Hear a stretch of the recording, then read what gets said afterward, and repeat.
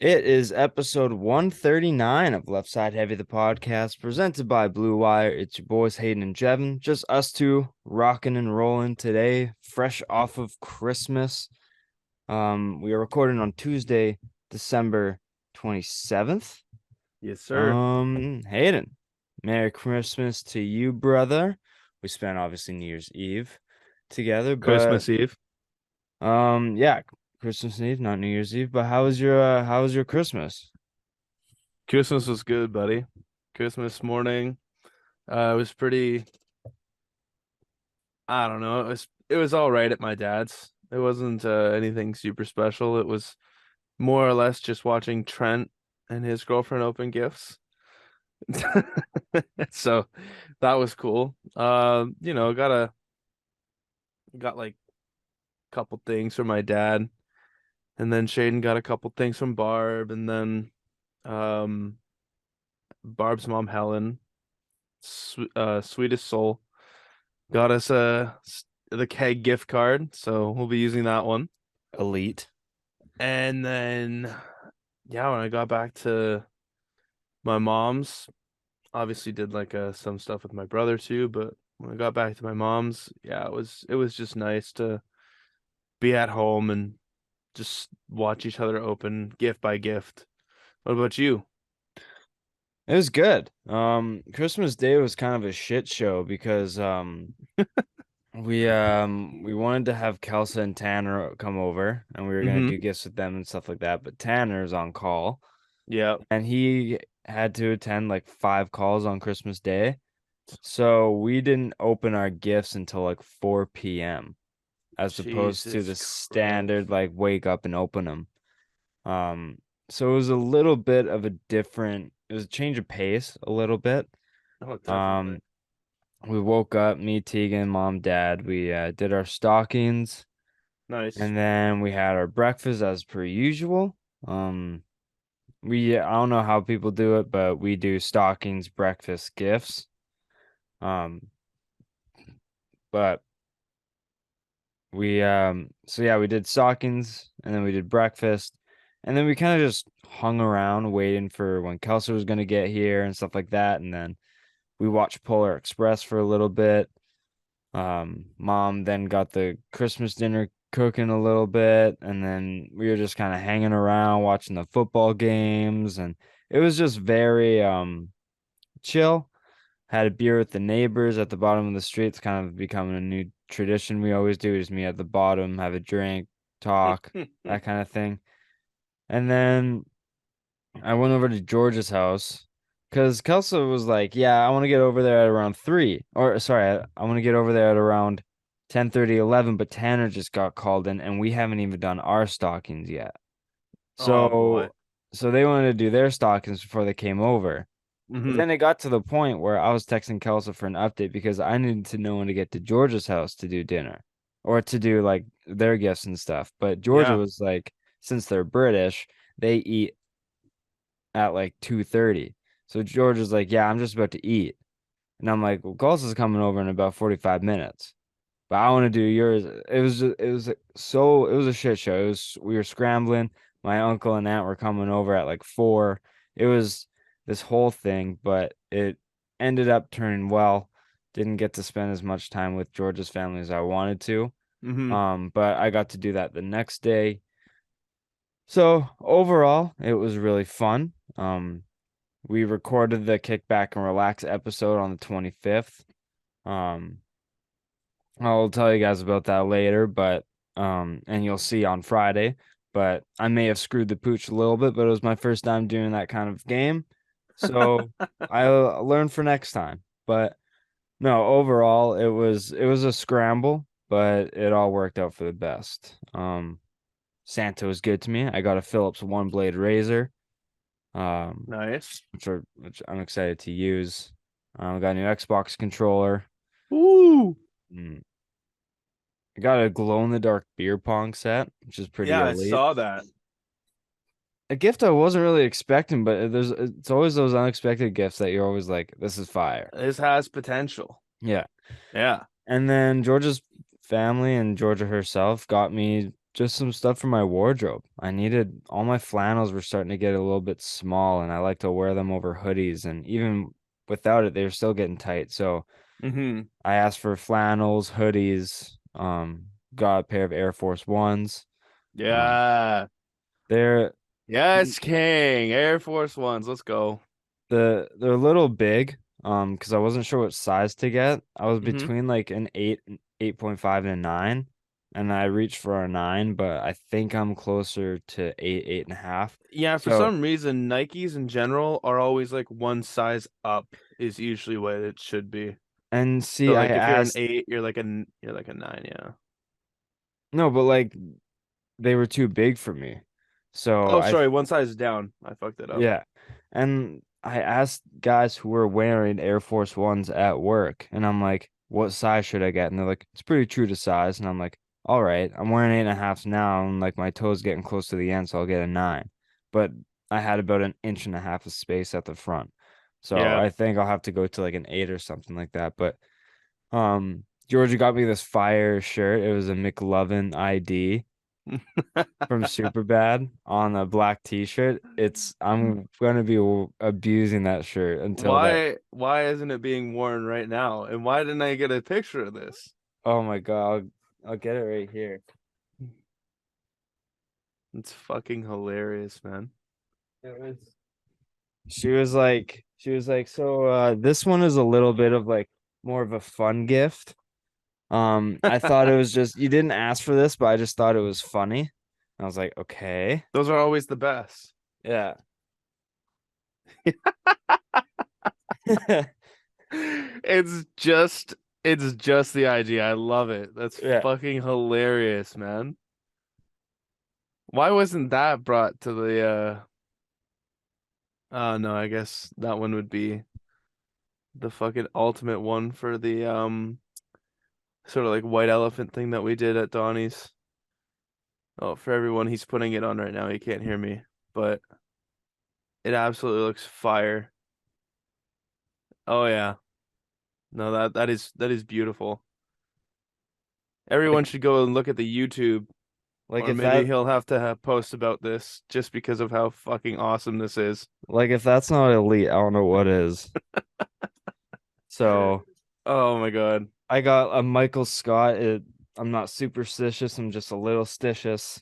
I got some good t-shirts in the wardrobe right now. So Absolute bangers. yeah, so I was happy with that. Her parents just got me some black hoodies, which are low key essential for every person's wardrobe. Is just a plain black hoodie. I So agree. they got me two black hoodies. One of them was more of those like athletic wear, where it's like a fleece A kind little of bit thinner. thinner athletic material with the zippers on the sleeves and stuff. With the Oh, like for when you want to go for runs, like right? with the adjustable strings and stuff. So it's a Yeah. little bit, and then they got me another one which is like similar to like a Champion hoodie. Forget what Nice. brand it is, but it's oversized, like thick black hoodie, which is goated. And then got some earth tone flannels. So Santa was good to me this year, and I was happy about it. But Yeah, no, I definitely know what you mean. Santa was pretty good to me too. wearing your pizza Udi. Oh, dude, this Udi, man. Holy fuck. It is so nice. It's like it's meant for this time of year, you know? Yeah, Like handy. I couldn't wait to just come home from work, not even shower, honestly, which I probably should have, but just put on my sweats, put on the Udi, and laid in bed for a little bit, and I was like, this is the life. What time on Christmas Day did you get that Udi? Late in the day. Like this was after when we came back to my mom's. Did you get to watch a football game in your Udi? No, I didn't because Oh, they, being women, love washing stuff before wearing it. So I didn't even get to wear it until yesterday. damn. I know. And I'll be honest, I am on board with giving stuff a wash first because it has that smell on the clothing that like I don't like really. So I don't I'm huge to like washing it to get that smell off of it. I don't know. I can't describe the smell. I just don't like wearing it because it's really distinct to me. So I always give things a wash first. It's not like a bacteria, dirty germs kind of thing. It's more like I don't like the smell that it has. It's weird. It's like that new material smell that's just smells like a factory. So I just give it a wash first and then Honestly, I I'm wear it. not so pressed about it. I don't mind it. I think it smells better than dog shit, and Well, it's not like obviously, obviously, right? But like the worst part about these is that you can't put them in the dryer, which is why I had to wait for so long. They have to air dry. that makes a bit more sense. But like in your case, I would throw it on just to watch a football game. But like to go out and like spend a day in it, I want to like a black t-shirt, I feel just has like a smell where it's like I need to just wash this first because it just If feels I could way dry too it, yeah, if I could dry it, I would have, yeah, 100%. I'll throw it in the wash. But if I have to like wait after getting a gift and then wait because it's not machine dryable, it's annoying. ooh. No, but like all the clothes I got, like all the flan Oh, he just muted himself.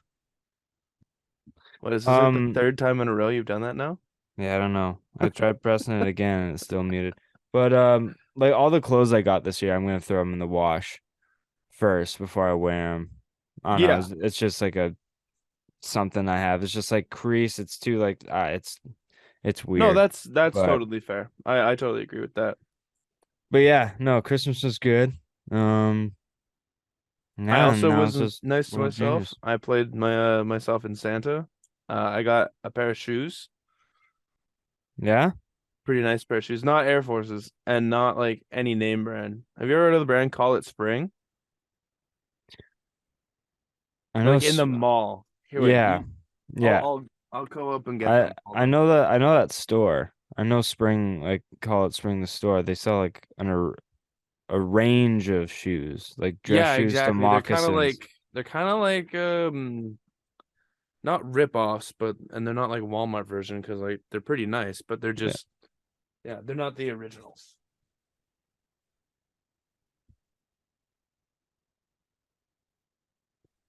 Getting his shoes right now. Looking like a full-blown pizza. Yeah, Yeah, those are clean. right? Yeah, those are nice. Absolutely. Very simple. Something you can kind of wear everywhere. Exactly. And that's what I kind of want. And it's like they kind of have like that Nike feel to them, you know what I mean? But they're not Mm. Nike, Hmm. and they're certainly not the price of anything Nike. So Yeah. that is a huge plus.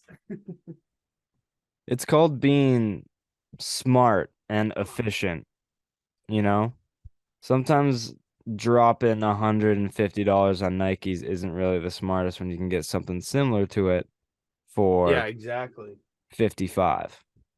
Oh So, yeah. And the best part about these ones was that when I bought them, my mom was buying some like off-branded Doc Martens. yeah, And it was buy one, get one 70% off. So those were originally $56, but then the 70% off took it to like $18. that is unbelievable. Yeah, but obviously I'm a nice guy. And I was like, no, mom, we'll split it. Yeah. So I would have taken the 18 bucks and run, but I don't know if that says a lot about me or what. it's character. Yeah, 100%. But we'll get into some sports. And honestly, I don't think this is going to be a heavy NHL subject because they didn't play for the 24th, 25th, and 26th. Hmm.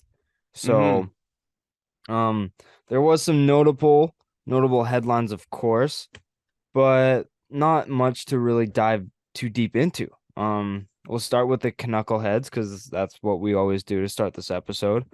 Um, Santa was nice to them, in terms of results. We are 2-0 on the week, including a 6-5 comeback win against the Kraken, taking it home in a shootout.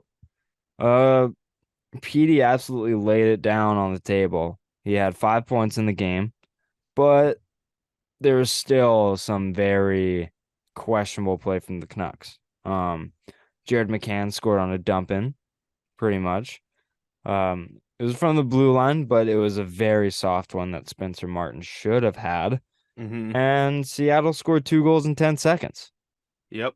So, Hayden, I don't know if you caught any of this game. Nice, nice result, thrilling ending, but still very, very like not disturbing, but worrisome play and happenings from this game from a Canucks fan. Yep. What did you notice in this game of Well, the new rivals between the Canucks and Seattle? when it got down to like what was it, like 3-1 or something like that? Yeah. It was just time for Christmas movies. It was like, God damn, Let this me is put on Buddy the terrible. Elf. Let me put on Buddy Yeah. the Elf. Yeah, Yeah. let me watch something that I'm actually gonna find enjoyable. You know what Yeah. I mean? And then, because that was Thursday night, right? It was the 22nd. So yeah, yeah, Thursday night because Friday Yeah, was the 23rd. Yeah.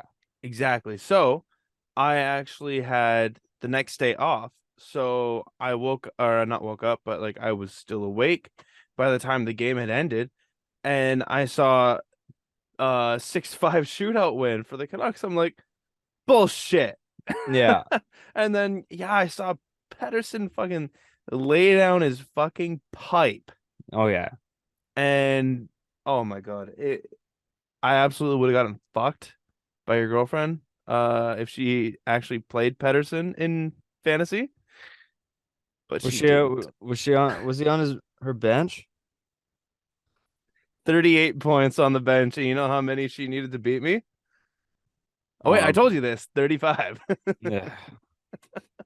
So that was a nice Christmas gift that she got to me. So And mind you, this whole fantasy league was her idea. And like I've told her so many times, if she simply just obviously in hindsight you can say if I just started the right people, I could have 3 more wins. But sometimes there's plays where it's like I was never gonna start this play over this person. So like whatever, hmm whatever. You're never But leaving Pedersen on the bench when he has a But game. like it makes sense if like I'm sitting Pedersen over Dylan Dubé and then it looks and Pedersen has -0.2 or -1 and Dubé has 17. It's like okay, that's just shit luck because I'm hmm obviously not but like she'll have guys not playing in her starting lineup with Pedersen on the bench and he'll have 38 and a half. Yeah. And it's like shit like that is where it's like if she just does the basic changes Then she wins. then like her team is good enough to be in the top 5 in this league Oh because yeah.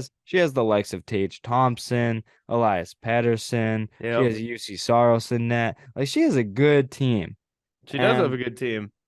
but she's like 8th out of 10th, and Like it's just I think she's 10th now. she's not in last I place. was ninth and I beat her and she was in 8th. So she's either 10th or ninth, depending on I think what Adam did. But yeah, no, it was Georgia's in 8th out of oh, she's 10 in 8th. Oh, okay. out of 10. Oh, But so she she it, she would be in ninth, but she has 6 more points than Adam with the same record. Or no, 6 more points than Connor, with the same record. I see. Oh yeah, no, So she just dropped one. Oh no, she stayed the same. I just so jumped up. Do you notice the points for and the points against in that league? Do you see where I am with points for? 3,800 and 4,000 against. Yeah. But then you look and it's like I should be in 5th at least. But everyone just has like a better week, huh? Yeah, Oh because the man. thing is, Georgia has the least points against in her matchups, Yo, that's fucking hilarious. and she's 4-7. That score should be flipped. She should be like Like 7 and like she 4. has Barzell, Patterson, Stutzel, Drake Batherson, Devon Taves, Dylan Larkin, Jeff Skinner, Tage Thompson, Marcia So, Landeskog, Barkov, Saros Quick. Like Landeskog obviously hasn't played this year. Barkov has been good. Yeah. Like Tage Thompson is third in fantasy. It would be second if he didn't have some postponed games. Like she has a really good team, but she just doesn't start her lineups. And it's just very unfortunate.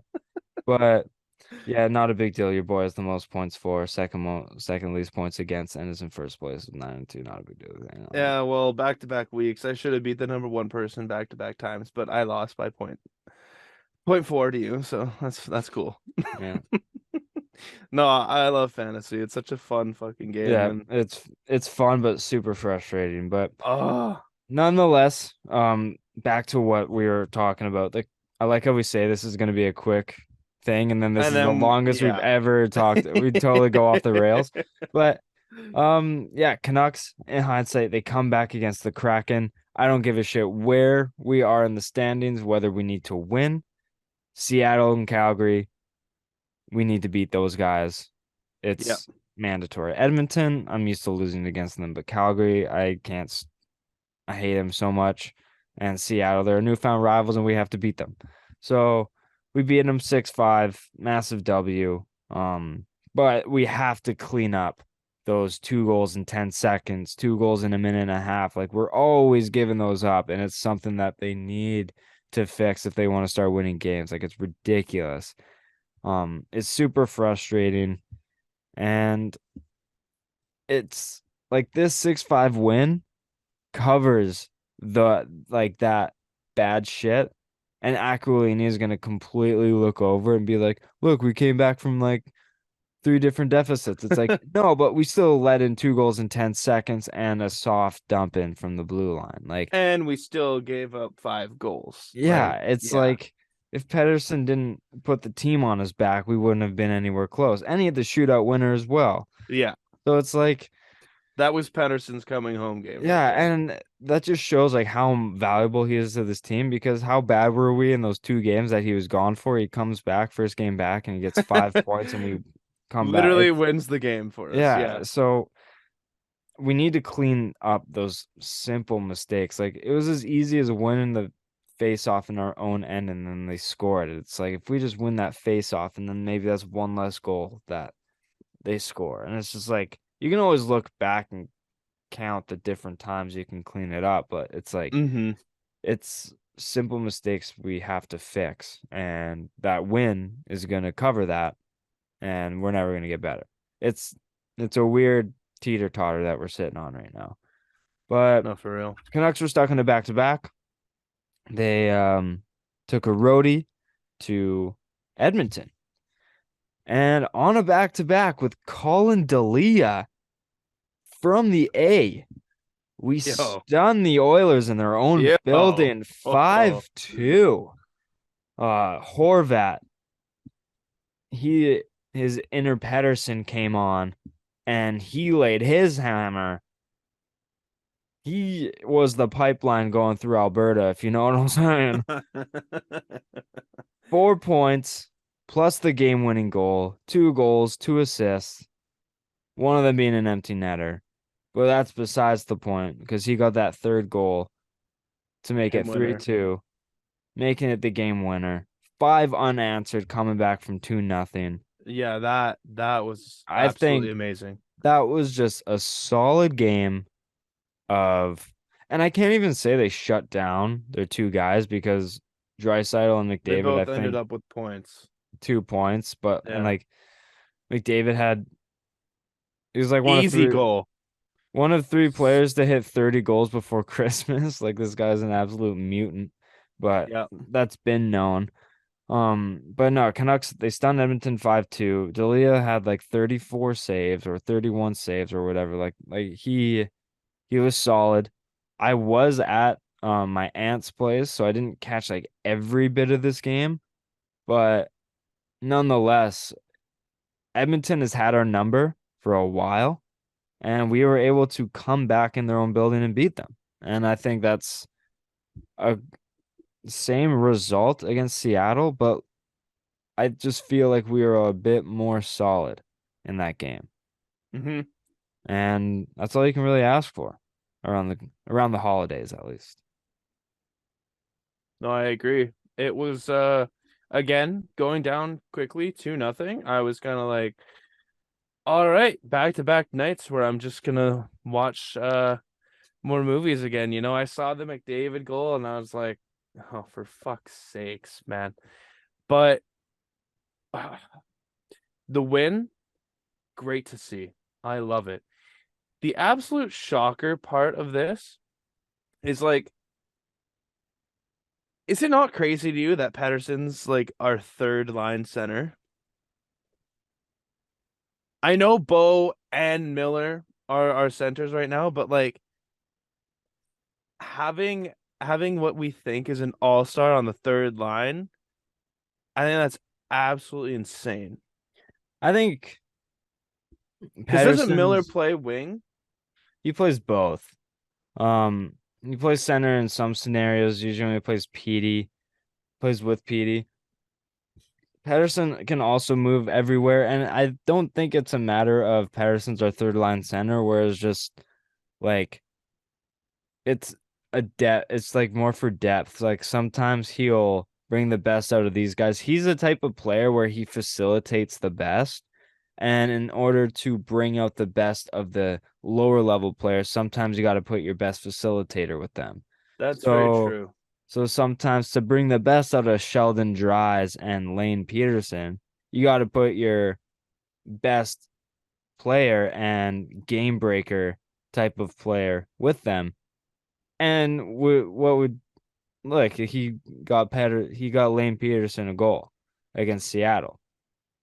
And I just think if you just kind of put a plug with like if you put Patterson with like Lane Peterson and Brock Besser and Patterson have had chemistry in the past. Is that necessarily really a third line, or is it just kind of like a smudged second line, but you got two of them, two second lines, and one of them has to go third?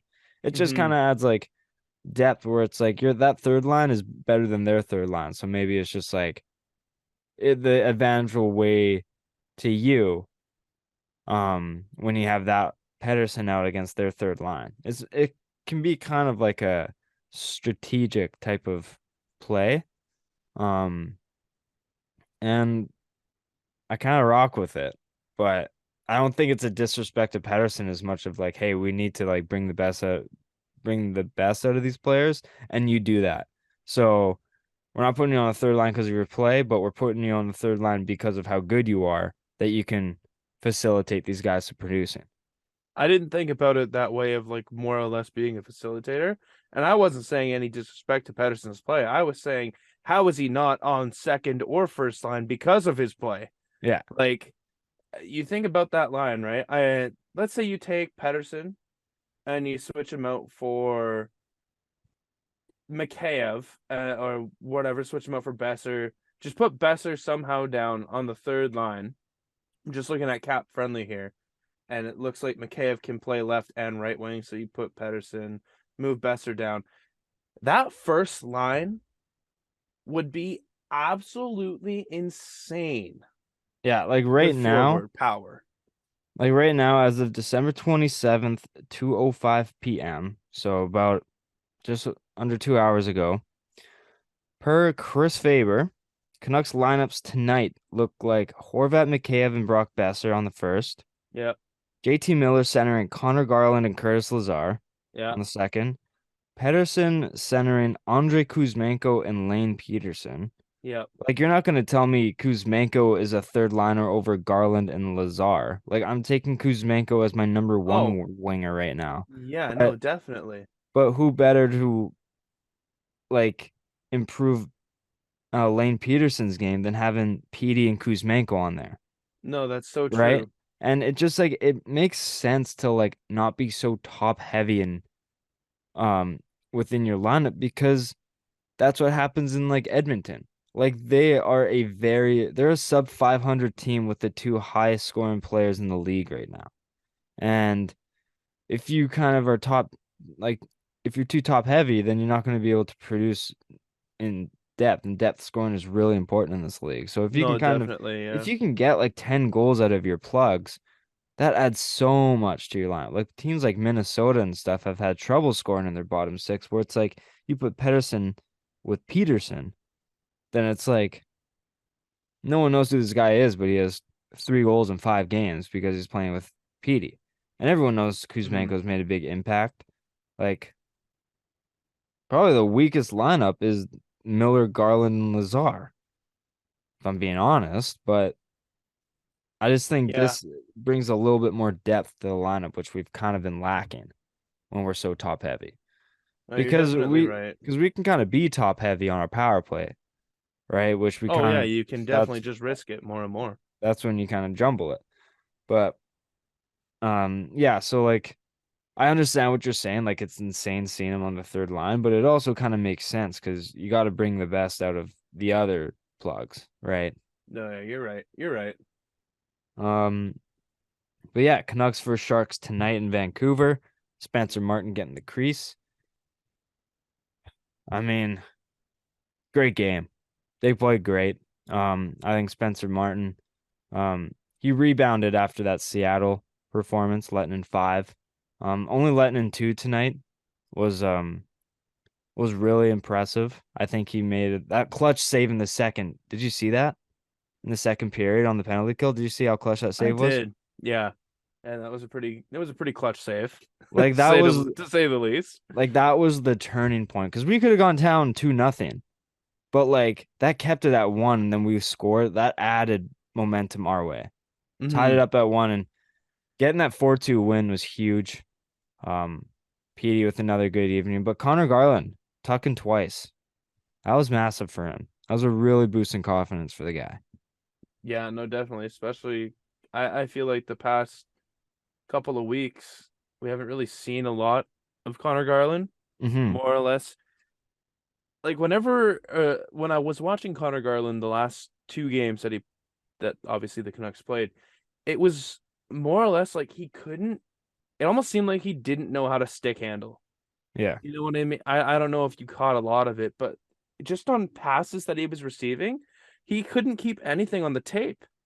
It was like he would bounce it to himself almost in a sort of way where it was like you don't see anybody else do this, and it's just so much more risky because Hmm. if you get bumped off the puck, see you later. That's turnover. Yeah. So I still think he needs to play a little bit. He still needs to play obviously a little bit better. Obviously, look at me. I'm commenting on a professional hockey player, He was making telling him what he should do. he was making $5 million a year, and meanwhile I'm scraping by. Meanwhile, I'm just fucking chilling in my room talking about him. But I think obviously if more people see it, then a message might get across to be like, oh yeah, maybe I do need to work better at receiving on my passes because it's a little bit more risky, or actually following the puck through. I don't know. I need to watch more and more of it throughout the season, but that's just something I've noticed with Garland. Yeah, but it was good to see him get back on the sheet a couple times. Our fourth line um played a big impact, but also you got to talk about the Sharks as well. I mean, despite losing 4-2, Carlson keeps up his Norris chase with a power play goal there. So shout out to them. Couture always has our number as well. He got on the score sheet as well, but no, solid game from the Canucks. And yeah, we'll see if we can keep this momentum going. Never count out Thomas Hurdle. Never. Never. All right, that was our Canucks vs Sharks recap prior to the game happening. So we'll see if we're close at all. World Juniors started yesterday, and Sweden dominated. I'm just gonna bring up the scores right now. But all I know is Sweden won 11-0 Yep. over Austria. Finland getting upset in overtime to Switzerland. Massive for Team Switzerland. Um, the US, they were tied with Latvia for a little bit there in the first period, but they ended up scraping out a 5-2 win. And the most notable one, I think, Team Canada loses 5-2 to Czechia. Um, I got a lot of thoughts on this game. I don't know if you caught it at all, Hayden, I didn't but catch it at all. So this is yours. but so it was very frustrating watching this. Going into the tournament, Canada's main struggles, I guess, expecting coming into this tournament was their goaltending. Their goalies are bad. Like their starting goalie that they went with doesn't even have a 900 save percentage in the WHL. Bruh. So he's stopping 8.5 shots out of 10, as opposed to you want like 9.2 shots out of 10 kind of thing. Yeah. He was like 8.8 kind of thing. Like he was bad. And it showed. Now, mind you, Canada's defense didn't play great either, but also like there was many times he looked lost. And Canada gave up 2 goals in 30 seconds and 2 goals in like a minute and a half, 2 minutes. It it just wasn't our game. There was a very questionable match penalty against Dean, and it was complete bullshit, Hayden. In international hockey for the World Juniors, if you hit to the head, it's a match penalty. Mm-hmm. But he made contact with the chest first, and then it rode up to the head. And the Finland guy turned right into it. And at most, it should have been a 2-minute minor. At most. But he got a match penalty, 5 in a game, and 5-minute power play. They scored twice, made it 3-1. Bedard makes it 3-2. But it was the undisciplined penalties that Canada kept taking, putting them on the penalty kill when they need to score, keeping their best players off the ice. Players like Fantilli, Bedard, Wright, Gunther. Like you're keeping your best players on the ice who need to produce by taking stupid penalties, whether it's Yeah. hook-ins or trips or whatever. So like it ranges from like our goalies were bad. That was a questionable match penalty. I'm not going to completely say it was bullshit, but I didn't necessarily agree with it. Some people do, some people don't. I personally think it was soft. It shouldn't have been a 5, maybe a 2. Mm-hmm. We also could not capitalize on our chances. 4 times, 3 to 4 times in the third period alone, we hit the crossbar or post. And they were goals that we should have capitalized on. Open nets, shooting it back into the goalie, open net, hitting the post. It's like, guys, you can't let these chances slip if you want to try and win, especially being down. Also like Canada went up 1-0 by deflection from Shane Wright at the top of the slot. It was a really good tip. But Brant Clark, he was scaling the blue line, scores. What happens? Czechia challenges. It was ruled offside. That was the momentum shift because just after that goal got disallowed and overturned, Czechia scores 2 goals in like 2 minutes. And now Canada's losing 2-1 as opposed to being up 2-0. So it was just massive for Czechia. They totally deserved the game. They were the better team all around. Canada just needs to get their shit together. And in all honesty, I think this could be really good for Canada. A reality check. You guys aren't immortal in the prelims. Yes, your label is top of hockey. But you need to go through some adversity if you want to win. We lost to the US in the gold medal game last year, not the last World Juniors that just happened in the summer, but like the last World Juniors in 2021. We were dominating the whole tournament. And then we lose to the US in the finals because we finally played a good team. Mm-hmm. Where it's like, this shows that this should light a fire under your ass. Right? So, as much as I'm annoyed that we lost and how bad we played, I'm expecting the other goalie to start because the goalie that let in 5 goals, the other goalie came in and shut it down. He didn't let in anything else. But first of all, I don't know why that Swiss cheese was starting in the first place. But I'm expecting a better turnaround from Canada. People are talking about the Michigan lacrosse attempts and how that was the reason why we lost. Shut the fuck up. That wasn't the reason why we Yo, lost. calm down. It's That's bullshit. our boy Mike Bartner, MB on Hockey on Instagram and TikTok, good friend of the show. He was saying boomers need to get over it and start accepting that this Michigan goal is just another way of scoring. It's similar to banking Yeah. it off a defender. It's it's the new way of hockey, and you just have to accept it. It wasn't the reason why we lost.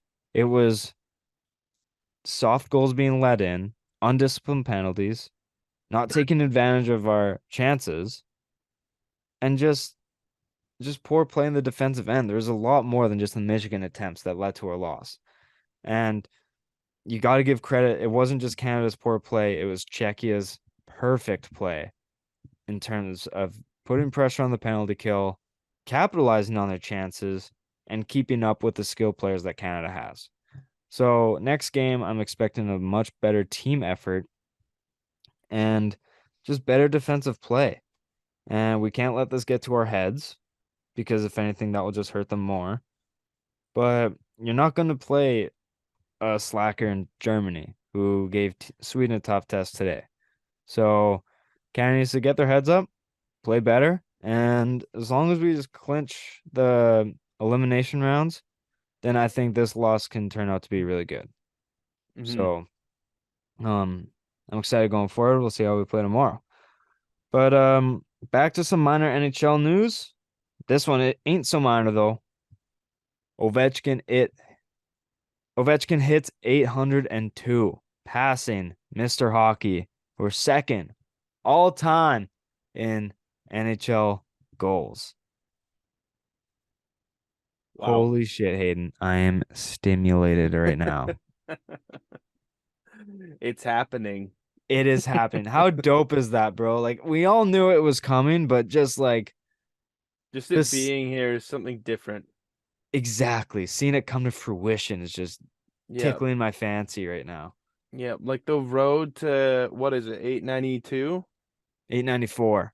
The road to 894. And I love how Washington now has the sign going up where it's like It's the countdown. it's the countdown or the count up, whatever you fucking want to call it, but it's like yeah, it's getting real now. Ovechkin is officially like he's there. Yeah. I know he's still 92 goals away from tying, but people didn't even think people like anyone would come close to touching Yeah. Gretzky's all-time goal record. Like this is absolutely like it's improbable that we've experienced some of the greatest of greats to ever play any sport ever. Yeah. It's And it could now just happen. Like it for me is gonna feel like when Drew Brees broke Peyton Manning's season passing touchdowns record. Like yeah. it's gonna be like that, and then couple years, obviously like years down the road, if McDavid's still playing like McDavid, this could be going to McDavid. So Yeah, no, I'm super excited. And like you said, it's like we all like knew it was gonna happen, but to see it come to fruition is just next level. And the race has always been on, but now the race to yeah, 894 is on because he's past second. Now yeah, he is second. no one is ahead of him but besides the record. And that just makes everything much more. That's one less summit to climb. And um yeah, it's super exciting. I can't wait for the day that he does it because I do think he will do it two and a half the rest of this season and one more season after that, and then one more. Dude, he is not stopping until he gets this record now. No, I Why would agree. he? Why would he? Right? Especially since Washington's like, yeah, we're Rebuilding not into rebuilding until he retires. yeah. Like that shows commitment to a player and that makes your organization desirable. Yeah, and that people will want to come to Washington more just to play with him. It's it's so exciting. And I agree. I've never once been a Washington fan, but you can't tell me You're always an Ovi fan. As an NHL fan, everyone loves Ovi. Oh yeah. I haven't met one person that dislikes Ovechkin. And he's amazing. So I'm so excited for the day to come. Um the Boston Bruins extend their home point streak to 20 games. These guys are absolute units. And Wagon at home. yeah, just a wagon. Roman Yossi becomes the all-time point leader for Nashville. Round of applause. He passes David Legwand, and that is just so cool for like a defenseman to pass it. He's been one of the best defensemen in the league for the past years. Um, he's been so electric, and shout out to him. He deserves it. I remember him. He was in the playing Vancouver in the 2011 Cup run as a rookie, seeing Roman Yossi. Didn't really hear much about him getting limited ice time with Shea Weber there. And then now you look at him and he's just one of the best offensive defensemen in the league. So exciting to watch. Absolute man missile too. Guy can guy can take anyone home with him. It's insane. Um and now he has the all-time point leader under his belt for Nashville. And so shout out to him. Congratulations to Roman Yossi. Um, Artem Zub, defenseman for the Ottawa Senators, was set to become an unrestricted free agent after this year, but he signs a 4-year, $18.4 million contract with a 4.6 annual average value, or average annual value, my apologies. Just a very good top four defenseman.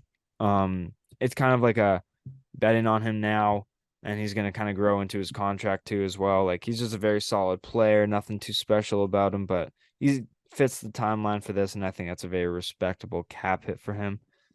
Winter Classic preview. Boston first Pittsburgh at Fenway Park. Will you be tuning into this, Aid?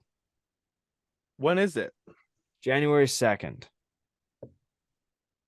January Hmm. 2nd, Monday. Monday morning. Oh, yeah, because I get a day off work that day. So yeah, I'll obviously be watching it. The Winter Classic is always a cool thing to watch. I It's always just so love, much more cooler seeing it being played outside. yeah, 100%. And I'm being 1000% serious here. Those Stadium Series games, fuck them. I know they're good for revenue and stuff like that, but the only outdoor game to me is the Heritage Classic and the Winter Classic. Those are the two OGs, and those Hmm. are the two I'm watching. These Stadium Series games, I'm not, unless it's like played in a flurry, Yeah, fuck then that. I don't want. Like that Lake Tahoe game was pretty cool, but also like having it cut in half because the sun was hot. Yeah, it's so Weird. fucking stupid, man. Like, Yes. It was annoying. So the only outdoor ones that I'd pay my respects to is the Winter Classic because of how cool it is. And yeah, like the Stadium Series played in California or Arizona. It's like, dude, it's like 20 degrees Celsius. How do you have ice that's like, yeah, how is it even like still being able to be played on right now? it doesn't make sense to me. So the Winter Classic and Heritage Classic is the only one I'll be paying attention to. And it really helps that like Pittsburgh's on a heater right now. Boston is an absolute wagon this year. Crosby, Malkin, Pasternak, Bergeron. It's gonna be an all time uh matchup between those guys. What do you think um will happen? Do you want to put on a little wager for the boys? So I've just never heard you like speak like that before in my life. For the boys. That was just kind of fucking weird right there. Um, yeah, well, Go what on. is Yeah, check the odds, check the spreads and stuff like that, and we'll put a little wager on it. Yeah, let's see. Okay, well this is cool. Please I just want it this. No, don't give me a whole fucking thing about it. Uh, Discover NHL Winter Classic. There we go. Also, I saw one. Is there actually one being played in Florida this year?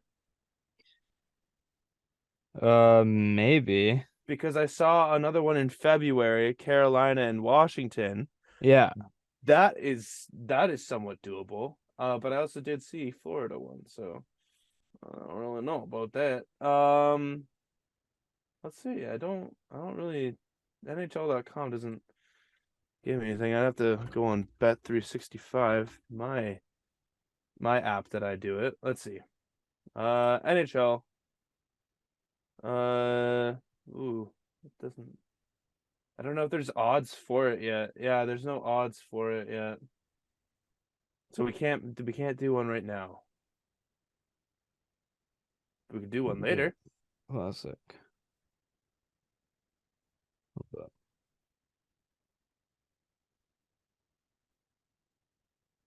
Let's see if I can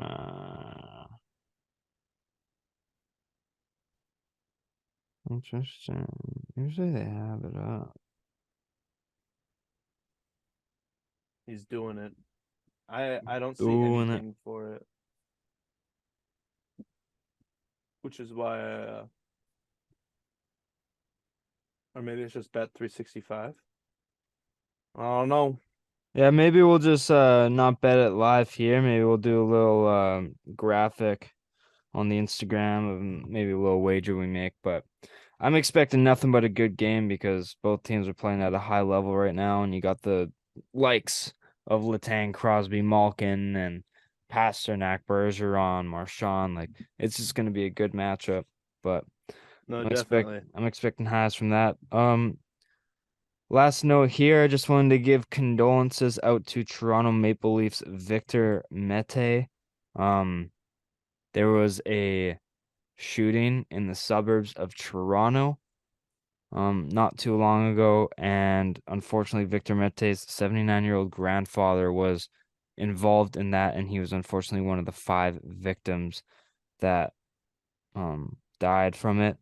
So there's a nice moment of silence for Victor and all the victims in the Toronto shooting.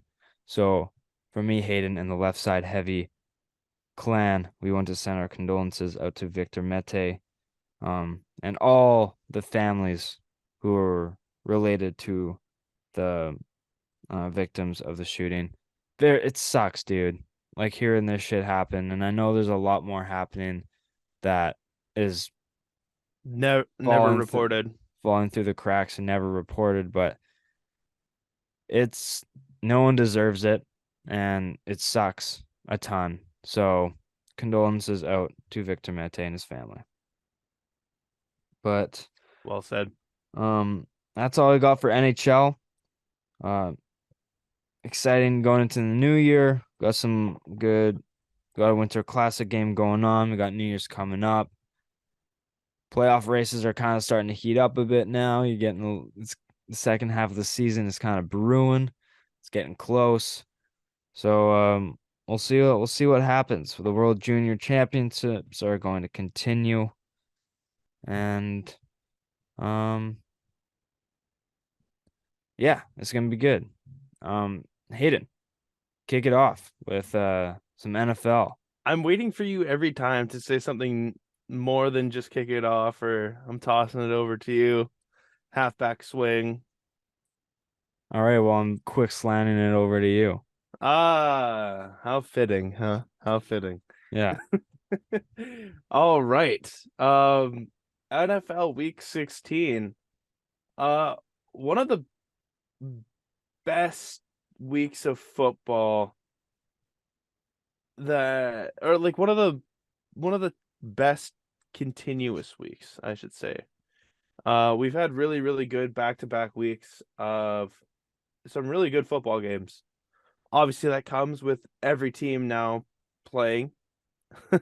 Yep. You get a full 16 game slate throughout the weekend, and what better way to get football on a Saturday? Yeah, due to the Christmas Day being on Sunday, Exactly. they switched the slates around. Now, for me, unfortunately, I didn't watch like any of the Saturday games, but oh, excuse me. Oh, but excuse me. I caught a little bit of highlights from every game. Um, Yeah, I caught as much as I could. yeah, so you know what? I feel like we'll talk about the important games and ones that we want to stay longer on. Obviously, we will. Um, Zach Wilson is probably not going to be a New York Jet for his whole rookie contract, and we were fooled. BYU Pro Day, we were fooled. Yeah. The arm talent, the like throw talent, everything about Zach Wilson's play, talent, raw talent. Is there anyone to define it and refine it? Not a damn chance in New York. I don't know if you caught any of the Thursday night game, but it was such a shit game. It had line up to be such good potential, and then it was just Jaguars defense dominating and the New York Jets not doing anything. Yeah, no, it's brutal. Zach Wilson, 9 for 18 for 92 yards and a pick. Yep. Strevler coming in because he got benched, deservingly so. 10 for 15 for 90 yards. Um, just way more efficient, actually quarterbacking the offense. But the whole Jets offense is wrong. Like Knight, 6 attempts, but getting only like -2 yards, not even breaking zero. Yeah. And then the next leading rusher was Strevler with 9 attempts. Yeah. And then Michael Carter led the receiving with 5 receptions. So it's like, where is the facility in this Jets offense? You're not getting, no wonder the receivers aren't going to want to come to here because they're not getting the ball to their playmakers. Hmm. It's completely backwards. And I think a big chunk of it was probably Zach Wilson not getting the ball to hit his best players. Yeah. Like Corey Davis. How good was he coming from Tennessee? At his best year, he only had 2 receptions for 14 yards. Yeah. No, the whole Jets offense just looks it's so porous. And I do want to give a little sympathy for Wilson because the Jets offense isn't good. Robert Saleh is a pure defensive like coordinator, now head coach, right? But like this this Jets offense is so plain, and as soon as they get themselves in somewhat of a like 10-point hole or deficit, it's just completely abandon the run game. And one of their like biggest biggest brights is the run game. Like Zonovan Knight the past couple of weeks has been absolutely amazing in the run game. And I started him over Alvin Kamara this week in my one of my fantasy leagues. Not like I'm playing for anything important, but it was like I haven't seen anything with Kamara that's been so special. Like what would make Zonovan Knight, worse? And it was this matchup. Yeah. So And terrible. and to be fair to Wilson, no one really stood out besides Evan Ingram and Travis Etienne. He played well, but like Trevor Lawrence wasn't anything more than like he wasn't great either. 20 for 31 for 230, just under like 229. Yeah. Like there wasn't much to take away from this game. So in Wilson's defense, it's not like he was the only one who played like shit. But It was also a it's very rainy game. and it's also like Zach Wilson being benched over and over again is a tough look, Oh yeah. So and tough. it's pretty inexcusable. Yeah. And now Zach Wilson has been officially benched for the rest of the season. Mike White will get the starts and Joe Flacco will take backups, which is just the cherry on top for the Jets. Yeah. Um, Ravens defeat the Falcons. Wow. Uh, I could have told you that under would have hit. Yeah. Um, Panthers are clawing away, so to say, against the clawing back Lions, who totally came out with a huge flop. I thought the Lions were gonna run away with this. The Lions have been playing with such tenacity and fearlessness, and this game was just like they fell flat. I mean, And this is a they're huge game. This is playoff implications. and like Detroit Lions, their run defense was didn't show up. Yeah, why can the Panthers just run on like anyone who they want to? I don't get it. McCaffrey's not there anymore. The Deontay Foreman, 21 attempts for 165 yards and a touchdown. Yeah. And then Hubbard, 12 attempts for 125 yards with multiple like 30-yard runs. Like he averaged 10.4 yards a carry. I don't get why they can like run so well. And then even Raheem Blackshear, like he didn't do anything special, but he was the goal line back. Yeah. So yeah, but even DJ Moore finally had like a good game, which the fact that they got three running backs to have fantasy like relevant days and a receiver is actually pretty remarkable. Yeah. No, 100%. Like Jared Goff had a really good game, 25 of 42, 355 and three touchdowns. Like he had a good day. Yeah, but they just Like couldn't get the run game going. They couldn't control the clock. their run game was bad and their run defense was even worse. Yeah, And that's not going to win you any games. no, not at all. So clutch win Uh, from Carolina because it gives them they're like a stone's throw away from fighting for the division.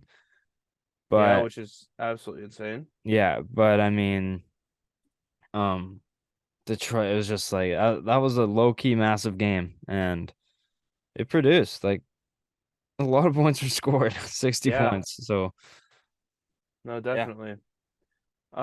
Chiefs beat the Seahawks. Yeah, the Cinderella story's over. Mahomes now looks like he's in line for MVP. I'd say him and Josh Allen are at the top. We'll get to that later. at this point, I think I might be putting Burrow over Josh Allen, but Ooh, hot take, maybe.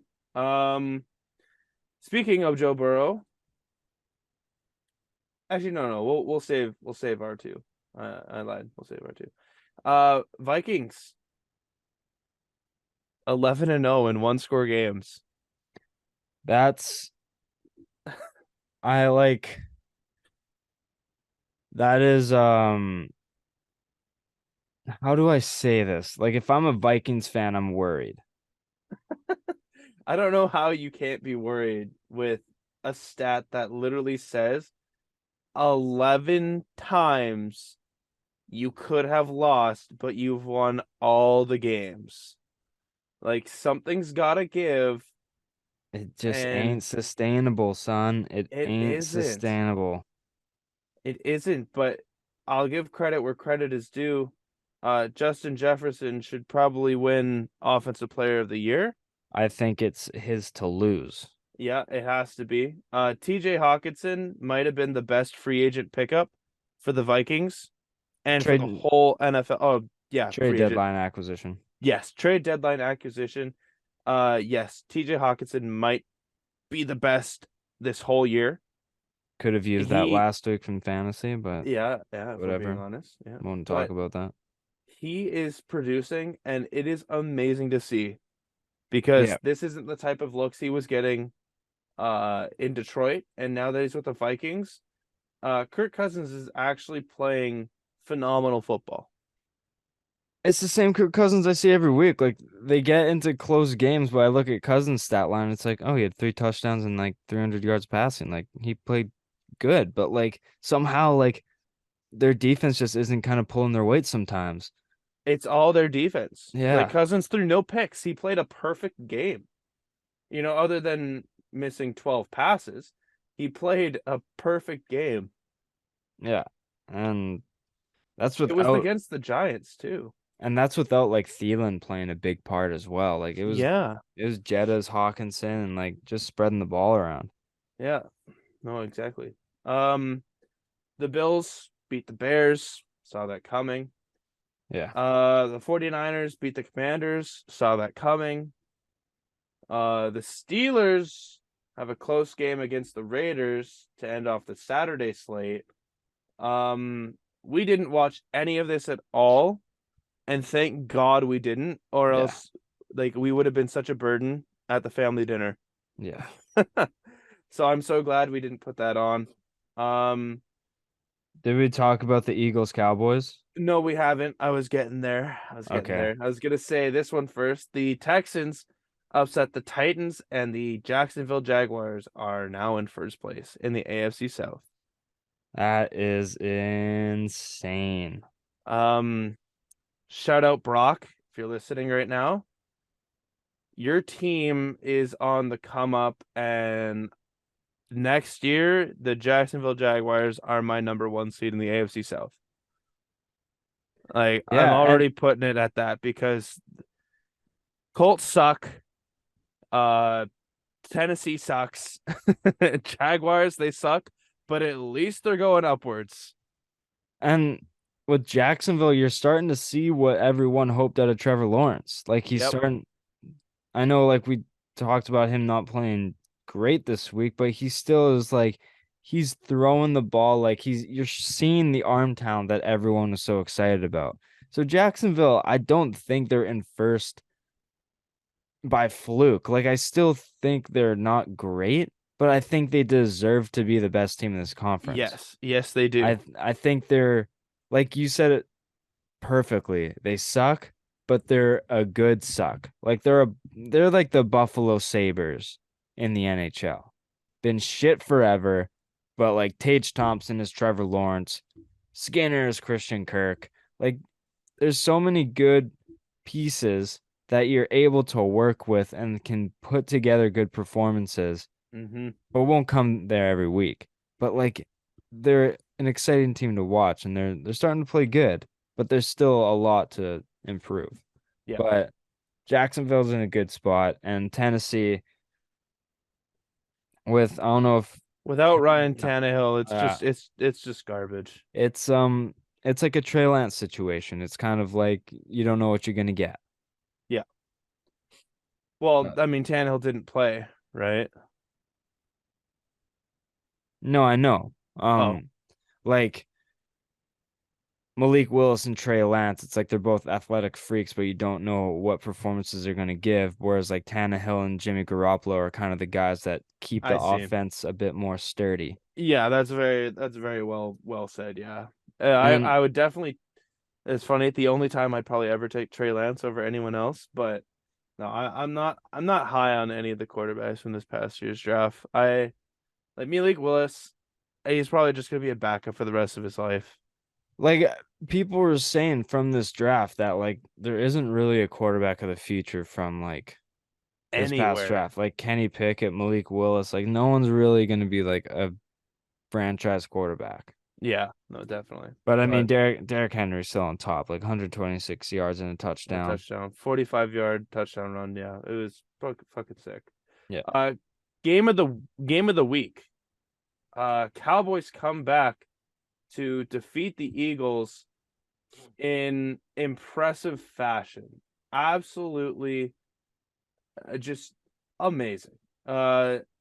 Ezekiel Elliott is like Ezekiel Elliott and Tony Pollard are what Mark Ingram and Alvin Kamara were back in 2018, and no one can tell me differently. You got the battering ram, and then you got the fucking dump off, shifty, speedy running back that can catch like anyone else Yeah, that is a breakaway wide speed. receiver. Yeah. Exactly. And then you got a facilitating quarterback who's throwing up 350 yards, 3 touchdowns, and 1 pick against the number one defense. Maybe number two, depending on how you view San Francisco. And honestly, that interception he threw was just a better play by the defense. Yep, better play by the defense. So it's just like every quarterback has thrown a screen like that before. You don't Hmm. expect it to get picked off like that. No, no, not at So all. you could, And yeah, and for some reason, sorry, but like Darius Slay, um, James Bradbury, like, do you guys not know who CD fucking Lamb is? How are you gonna let him go 12 yards average reception on 10 catches, 120 yards, and 2 touchdowns? yeah, Two. yeah. Like, Last time I checked, you should cover that guy. oh, 100%. And, there's also another one named Michael Gallup who is like one of was at a time what you could consider a great deep ball threat. So, And I still think he's continued to be overlooked in terms of across the league type of oh, receiver. 100%. Like he was 100%. he was putting up 1,000 yards, and people were putting CeeDee Lamb, who hadn't touched the field yet, over Michael Gallup. And it's like Michael Gallup continues to be overlooked at, and if he hadn't torn his ACL or whatever he did, he He could be so fucking valuable. he would be even better than he is now, and he's still like solid in this Absolutely. line. So But now we're gonna get on to why I think Jalen Hurts will not be this year's MVP. For as great as he is, this is exactly my fear to this team. The fact that the Eagles were up, probably should have won against Dallas, but got so close is purely because the Eagles, like, don't take Eagles fans, don't take any of this like as a diss. Your team is amazing, but you don't need Jalen Hurts. Like, if this game's proved anything, like Gardner Minshew, he he played decently. Yeah, he had a lot of missed throws, but this is his first start in how many games? And he almost beat the Cowboys? yeah, Like, come on. If I'm an Eagles fan, I'm happy with Gardner Minshew and this performance against maybe the second or third best NFC team. Devonta Smith had 2 touchdowns. AJ Brown had over 100 yards receiving. Dallas Goedert, 3 receptions, 67 yards. And then Miles Sanders, 21 carries, 65 yards. All right. Not the best, but when you're throwing 355, 2 touchdowns and 2 picks, one of them kind of unfortunate. I would take that loss any day of the year. yeah. I will say though, in Minshew's past, he's like Nick Foles. He'll come in and put on a show, but if he's to put some consistent starts together, it's that's when you get dicey. Mm-hmm. Whereas Jalen Hurts has proven consistency this year a bit Yes. more. And that's the only reason why I'm still like I'd still rather have Hurts because he can. Oh, 100%. And um where it's like they might still need him Yes. per se, because say what you want about the weapons, Hurts is still has that factor to keep defenses on their toes, and he's improved so much throwing the ball. But I do agree with you that like I think this takes Hurts out of MVP because of like they were like Minshew had a shit stat line at one point. He was like 5 for 14, 100 yards and a pick, and they were Mm-hmm. still up like 21-2 or something. Like they like 21-10 or something like that. Like they were still winning comfortably. And I think that takes Hurts out, but I still think that like Hurts consistency this year is like still really valuable to this team. And Minshew, when he was back on Jacksonville, didn't necessarily have the consistent starts when he was put into a starting role. So Yeah. I still love Minshew as a backup though. Like I think he fits perfect for this team. And I think they should continue to ride him on this team. It's just like when he starts on a 5-6 game stretch. Yeah. We'll see how he does because he'll have that occasional 90 yards, 3 interception game. But No, and I definitely agree with you on the whole fact of consistency is kind of where Minshew flaws.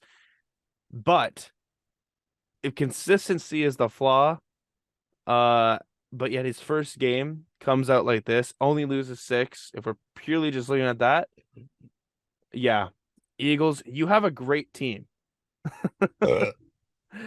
Nice. Yeah. Sorry. Oh, Excuse me. good. But now moving on into the Sunday slate. The Packers. Holy shit. Uh, Tua might need to just not play the rest of this year. It's scary now. Like The this, fact it's concerning now. it is, it absolutely is. Like 3 concussions in 1 year, you are going to have brain problems like in the near future. This is exactly why Luck retired. Exactly why he retired. He didn't want to screw over his life. And it's not even just head trauma, but body trauma as well. Yeah. I really hope that NFLPA realizes they literally should just not allow the Dolphins to play Tua Tagovailoa again this year. I don't It's care if you're making a playoff run or anything. This is a human life now at stake. yeah. And like Because, oh, sorry, you go. I was just saying like Emmanuel Acho on TV, like this guy's a Clown. clown. But like he was saying, he's like my good friend Luke Kuechly retired after he had three concussions in his career, and Tua's had three this year. Yeah. He's like shut him down for the season. Yeah, So it's not like healthy. he said some bullshit in the past, but this one I can totally get on board with because Yep. it's a person's health and like no one's like head trauma is the most important thing other than like heart trauma. But like head trauma is severely important. And if you don't take care of that, and if you don't give a shit about that, then you're in for a rude awakening. And they really need to be careful with Tua's next steps. And I think shutting him down for this season Is the right is move. the right move and is the start because he needs some time off. Like this guy got stretchered off like a month and a half ago. Yeah, it was scary, man. Absolutely scary. Yeah. But yeah, Green Bay wins. They're on a roll. If they somehow manage to win the next 2 games, they will be in the playoffs. I think they need a little bit of help with just one team losing, but that's great for Green Bay. I did have them making the wild card, so that would be great for my prediction. Yeah. So yeah, Christian Watson, can't say enough about the guy. Aaron Jones has a decent week. AJ Dillon has a good week. Uh, what else can you say? I don't know. The Rams. My God. First time, um, who's their punter for the Rams? Yeah, the First first time time he he's never never punted. punted. First time Yeah, he's never punted. And yeah, I who would have saw that thought? picture. Thank you, Baker. Yeah, who would have thought that it would have come at the hands of Baker Mayfield? And But Baker Mayfield, like at one point, he was like 100% for 100% oh, I at like saw that. 17 of 17. Yeah, I saw that. Absolutely insane. Cam Akers, absolutely insane. Man's an idiot. Didn't start Kamara, didn't start Akers, started Aaron Jones. Actually, Aaron Jones didn't have a good day. He had a shit day. And so did Zonovan Knight. That was last week. He Uh had a good day. yeah. Fucking hell, man. Like I just The Rams went from not having a single touchdown from a tight end, and then as soon as Baker comes in, Higbee now has four on the year, yeah, or no, that's at least has absolutely four. insane. But yeah, Cam Uh Akers finally had a week that yep. everyone's been waiting for from him. Like this could be somebody if somebody started Cam Akers, they won this week. Yeah, Because 100%. he's just on a bench somewhere and they're like, you know what, fuck it. I'll try it. Especially against the Broncos defense, who at one point was like the Number number one in one the league. scoring defense.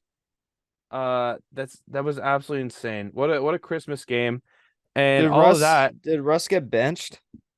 I don't know if he got benched. We I think he got benched or he got a concussion. Either way, he did not play good. three picks, and it was good enough. I don't know if I took the reins from you, but it was good enough to get Hackett fired. No, I was about to say that too. Yeah, Nathaniel Hackett is now no longer a head coach, which is good. and he's one of 5 quarterbacks. I can't remember the stat exactly, but I don't know if it was ever or just in the past like certain amount of years to not last their first full season with their new team It's as head definitely in like the coach. first couple years because Urban Meyer. No, yeah, he's one of 5. Yeah. So I don't know if it's like in the last like X amount of years, but it I dated think back I to think like it's the ever. 90s. It dated back to the 90s, so I assume that it's like he's one of 5 coaches to not last their first full year with their new team as head coach. And Urban Meyer Like was obviously the most recent after Hackett, but you gotta he be bad. and this offense was gifted to you. Yeah. You had to try really hard to fuck up. Yeah. And a lot of it is with Russell Wilson's play. I agree with that. But he like Judy, Sutton, fucking KJ Hamler, Russell Wilson, Melvin Gordon, um, who was Javonte Williams, he went down with injury, but Yeah, ACL, yeah. so But like now Latavius it's Murray, Latavius who's Murray been good. and the number one scoring defense, Yeah. and you only have 4 wins on the year. Yeah. Like that is despicable. Like you deserve to be gassed. Like that is embarrassing. Absolutely. That is embarrassing. Absolutely. Whoever had the Rams in defense, special teams, and fantasy this week probably won. And whoever had Matt Gay probably won. 19 points. How are you? How are you? The Buccaneers locked their way into a win. Yeah. I didn't turn this game on for like the whole time until I saw it was 16-16.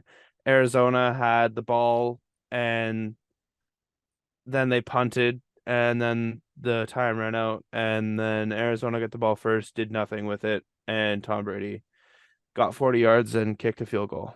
So, Yeah, I was eating dinner and like socializing with family while this game was on. I didn't watch much of it, and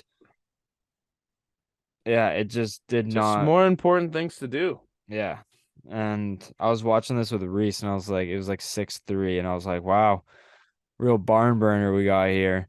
Dude, it And was then Tanner, terrible. 5 minutes later, leans over. He's like, "Holy fuck, we got a barn burner here!" And me and Reese just started laughing. We're like, we were literally just talking about that. Like Yeah, terrible game. And then halfway through dinner, I was like, "Oh, it's 16-6 for Arizona." And then at yeah, the end of dinner, I was like, "Now it's tied up. What is happening?" yeah, of course. Like the Bucks have come back so many times this year, and it's just all script. It has to be all script. There's no way you can play such shit football for over 50 minutes of a game, and then in the last 10 minutes of like how many games come back and win it. I'm sick of this bullshit, man. You're not a good team. Tampa Bay, I hope you fucking lose in the first round. Tom Brady, yeah, you still have it, but your offensive line sucks dick. And Fuck you. and honestly, a lot of his weapons are dropping passes. Like Oh, he's Mike getting Evans has like fallen off a cliff, it looks like. like just Brady is like, oh my God, what do I have to do? Like I got divorced over this shit. Yeah, no, And actually. like When Russell Gage is your leading receiver like for yards, hate Tom Brady all you want, but this man is getting hosed over here. Like he hasn't been playing great. Don't get me wrong. He hasn't been playing that good. But I mean, he's a lot of passes are being dropped. Um, so it's yeah. just and they're looking to play Dallas right now. Although he's never lost to Dallas, you gotta assume he's gonna lose to Dallas. Like Dallas is looking, their records are almost flipped, Yeah, right? yeah, they And are. so it's like it's concerning the fact that they're barely scraping by against Arizona and they're gonna host Dallas. And like, mind you, it's Tom Brady in the playoffs versus Dallas in the first round. The script should be that Tampa wins.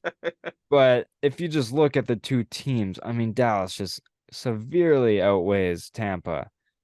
But Yes. it's Tom Brady and and Cowboys, so Brady's probably going to somehow win. But Honestly, you still probably. got to be a little bit worried going Yeah, into that playoff matchup I agree. because Uh, Dallas's defense is no joke. no, not at all. Uh, third last one before we talk about our teams. The Chargers win against the Colts. Herbert didn't play good. Uh, Austin Eckler won people some fantasy weeks. Uh, yeah, you did. Yeah, you're into the finals, aren't you? That's all I can really say about that game. Absolute snooze fest. And Derwin James killed someone.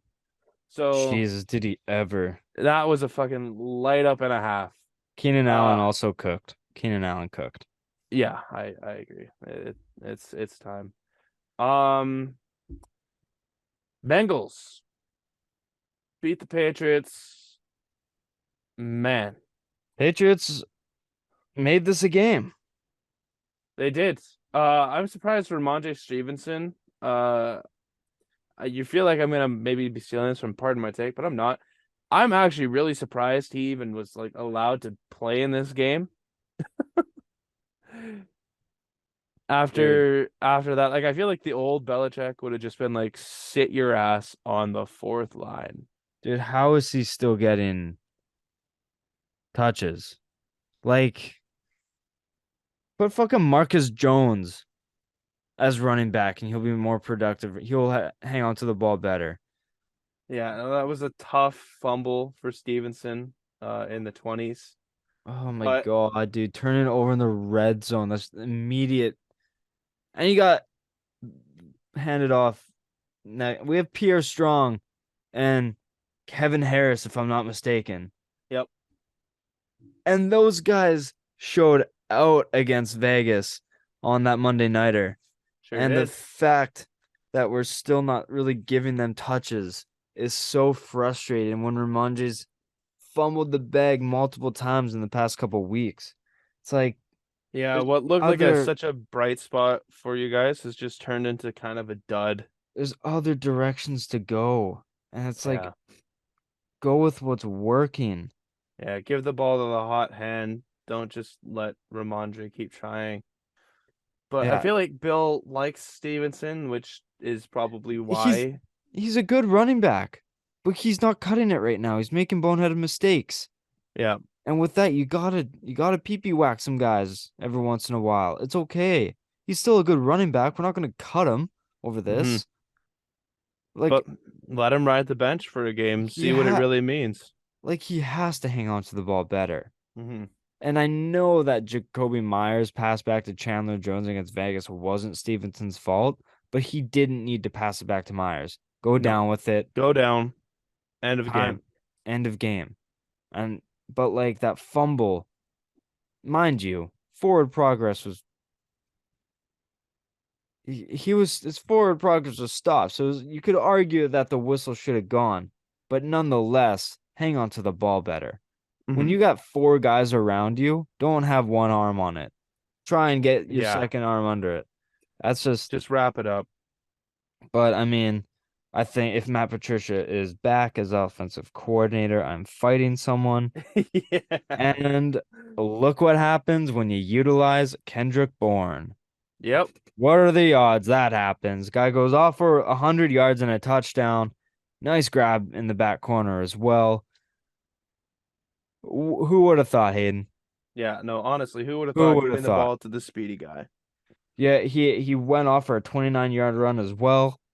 Yeah, absolute like show out game for Kendrick Bourne, which was Jesus, he was our cool to best see. receiver last year, and we just started using him like this week.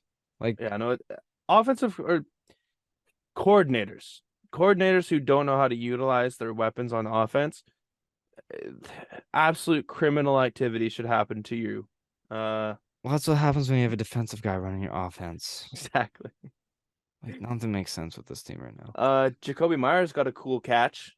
Yeah, That was cool. my dad thinks that was intentional. I don't think it was intentional. I don't think it was either, but my dad thinks like the receiver, like that's why Jacoby Myers was there to like, uh, I could be see there. it, but practicing that and the odds of that, I feel like are way, way, way, way, way, way, way, way less than actually going up and trying to catch it yourself. Yeah. 100%. I think it was right place, right time. I agree. Uh, great improv. And cool, it was good of Mac to extend the play there as well because he could have gone down Absolutely. a couple of times there. So some positive taken away, but I do think that a performance, I mean, couple bad interceptions from Burrow. That one that pick six that Marcus Jones had, that was a bad toss by Burrow. It was. But I think Burrow has shot himself into second for MVP Yeah, ahead of voice crack. Allen, in Yeah, my opinion. I But mean, I still think it's like flip-flopping these last favor. couple of weeks, it's gonna show out. Obviously, this upcoming Monday night, for New Year's after day, January 2nd. Yeah. Uh, great Monday night football game coming up, Cincinnati versus Buffalo. Cannot wait to watch that one. Yeah, that's gonna be a Uh, really good one. that whoever like has a better performance in that game will decide it for me of like who has a better shot to win MVP over Mahomes. Yeah, It's just gonna purely have to be that because it's so close to tell. They're both so good. But yeah, I agree. last Um, game. can I say one more Oh, thing? yeah, go right This ahead. Patriots season has been so embarrassing on offense that our defense is just 2 points behind them in terms of scoring per game. So figure it the fuck out. That is And embarrassing. one of our best offensive weapons is a cornerback.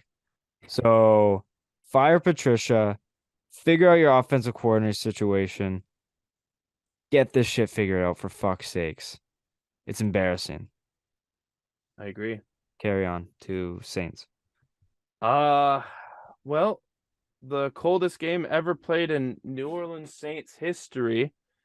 I would have taken the Browns plus my life that they would have won this game because I know the Saints. They're from the South, usually a warmer place around this time of year. People there probably never experienced -20, -15 Fahrenheit weather. Um, I actually not am sure what that calculates to in Celsius. I have to imagine it's close to like -25. And I'm not saying I've experienced that, but this looked like an absolute terrible game to be a part of. Yeah, didn't look fun. No, the ball literally looked like a rock. That turf too. Oh yeah, I could not imagine. Well, I think it's grass. I think it's No, grass. no, turf is like a. I'm Oh, saying oh like the yeah, yeah, okay. field. I thought you were I thought you were meaning like artificial turf. But yeah, yeah. The turf. Um just frozen tundra. Dude, it looked so hard. Like I it looked I like would it have just hated hurt. I would have hated playing on that Yeah. field. No, But thank you. Alvin Kamara touched the ball 22 times, so you know what that means. The Saints won. Weird. Funny enough, he had a really, really good game. 20 carries, 76 yards, and a touchdown against the Browns rush defense, who I didn't think was going to give up anywhere near that. They couldn't stop Taysom Hill, and they proved it on that touchdown run. And I don't know if you saw it, but it was going around. Trevor Penning absolutely just fucking like derailed linebacker slash safety. I couldn't tell. I'm not really a Cleveland Browns fanatic, so I didn't know exactly who it was. All I know is Trevor Penning played until like even past the whistle, and that is what I love to fucking see because we know who we had in Trevor Penning, and that was good to see. Tyrann Mathieu is playing better than he has in so long, and it's great to see. And I say this all the time, but Alontae Taylor looks like he could be something special. Like Which is always good to see.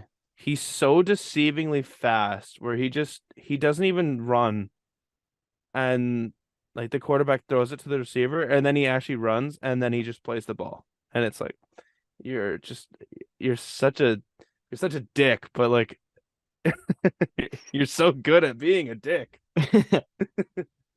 So no, I'm absolutely excited. And Deshaun Watson played like absolute poo-poo trash. He had one rushing touchdown that was clear quarterback design, so it was a great play. But that is pretty much the game. I know you probably didn't see it because I didn't even see it. And I just want to say one thing first. Demario Davis, who's been first team All Pro in his career, like 2 out of the 5 years with the Saints, and then he's been an All Pro every year as a Saint. He finally made his first Pro Bowl ever, and I think it's long overdue. So I just want to give a huge shout out to that motherfucker because he has made me a fan of the middle linebacker position. Like, he's a true middle linebacker. He'll come up and hit you in the face, but he'll also pick you off. Like, I think his stats this year are the most impressive they've been throughout his career. And people were saying he was going to fall off this year, Yeah. which has not happened one bit. Yeah, so that I wanted to bring something up quickly. Let's run through the Pro Bowl teams. Pro Bowl selections came out, Oh yeah, they also did. and we may as well talk about them. Agreed. I'm trying to find them right here. And if I'll post it. Yeah, man. Did you see? Okay, so punters and blockers, place kickers, whatever. Tress Way and Jason Myers for the NFC. Tommy Townsend and Justin Tucker for the AFC. Um, did you see the video of Jeremy Reeves getting told that he made the Pro Bowl? Yeah, that was so heartwarming, man. It was so heartwarming. This guy has been up and down from the practice squad, waived numerous times, and then he was able, good enough to make the team. And his first year on the team is the starter special teams guy for the NFC. It was just, if you haven't seen it, go on YouTube and search up Ron Rivera's Pro Bowl announcement kind of thing, and it'll be a video of the 4 Pro Bowlers for Washington and just their reactions, and it's amazing. It's what this game is about. But yeah, those are the special teamers. Cornerbacks, we got Darius Slay, Trevon Diggs, Tariq Woolen, and Jair Alexander for the NFC. And then for the AFC, we got Sauce Gardner, Pat Surtain, Marlon Humphrey, and Xavier Howard. See any problems there? I think it's pretty. Xavier Howard, he's not had a good year. I don't know why he's there. I think a lot of it is fan voting too. Oh, and we'll get to more or less why. Yeah. It's fan voting, but yeah, no. Xavier Howard should not be there. Like I think Marcus Jones or like a couple of the Jones guys deserve to be there. On the Patriots, like they've had good years this year.